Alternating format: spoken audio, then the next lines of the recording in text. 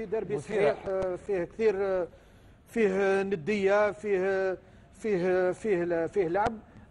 الدرجي ما ظهرليش في نهار اللي لازم يكون فيه الدرجي هذه بالنسبه لفريق الترجي كما اوجدوا.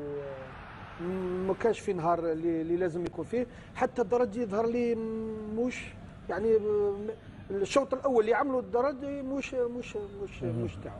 هذا واش عندي نقول على الشوط هذا.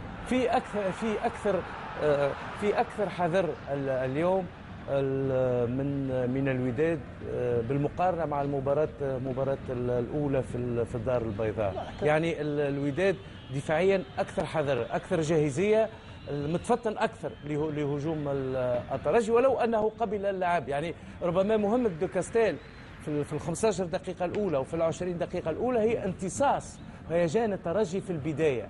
يعني إذاعة نوع الوقت، الوقوف أمام هجوم الترجي، المحاصرة اللصيقة، إبعاد الكرة، كل هذا داخل في اللعبة. يعني لا داخل في اللعبة، لأنه يعني فريق الوداد دخل في تقريبا خلال الشوط الأول، وهذه بداية معقولة من كل جميع الفرق.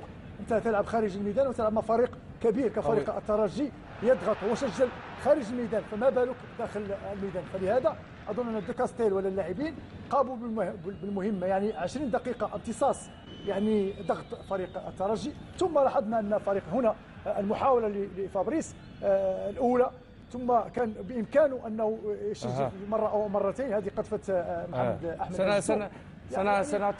سنعطيك فرصة بعد حين لفابريس. هذه العمليه، هذه عمليه فرصه سانحه لفابريس. كان ممكن ان يسجل باصابه. لكن اخ هشام، تكلمت في الاول على حارس نادر المياغري، وقلنا انه يعني الحارس له دور كبير في فريق. اليوم انت يعني كل التدخلات حارس المرمى كانت تدخلات ناجحه. نلاحظ ان فريق الترجي ولا حتى المدرب نجيب معلول اعتمد على يعني اراد ان يمر من نمسن، من ناحيه نمسن ثم من ناحيه الخالقي، واعتمد كثيرا على جهه نمسن. فلهذا حتى لانه كنا كل مره نلاحظ يعني التسربات كانت كتكون من الجهه اليمنى او اليسرى، لكن دائما هنا تدخل الحارس، خروج ممتاز بالرجل الحارس يحسب لي انه يلعب برجليه. فسخ هدفين خروج يدل على انه حارس شجاع. انا شو لاحظ معي الاخ شجاع جدا في الخروج. اي حارس واحد تدخل هذه الكره، اي حارس ما يعملش نفس الشيء اللي عمله هو تكون هدف.